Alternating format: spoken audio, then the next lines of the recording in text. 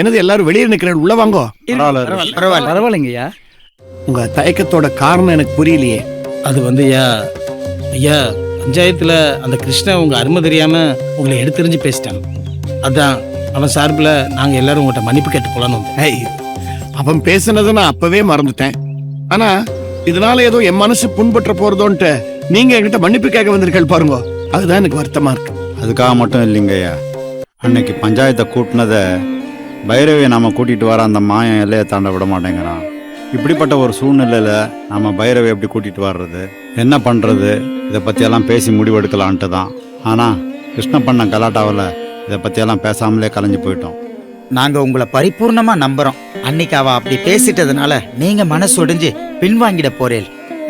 நானா இதை விட என்ன கேவலமா பேசி அதை இந்த ஊரே ஒத்துண்டு என்ன ஒதுக்கி வச்சாலும். ஐயோ ஐயோ, என்ன சாமி இப்படி பேசிட்டீங்க? அப்படிலாம் நடக்க விட்டுருவோமா? அது ஒரு பேச்சுக்கு தான் நான் சொன்னேன். ஆனா நேக்கு அப்படி ஒரு நிலைமை வந்தாலும் இந்த சுந்தர சிவம் ஒடுங்கியோ உடைஞ்சோ போய் உக்காந்துட மாட்டான். என் தாய் எனக்கு இட்ட கட்டளைய, அந்த உத்தரவை நிறைவேற்றாம இந்த கட்ட வேகாது. இப்பதான் சுவாமி எங்க மனசு நிம்மதியா இருக்கு. பைரவியை வர வைக்க நம்ம என்ன சுவாமி பண்ண போறோம்? நாம ஒண்ணும் செய்ய வேண்டாம். அவளை நினைச்சு பிரார்த்தனை பண்ணுவோம்.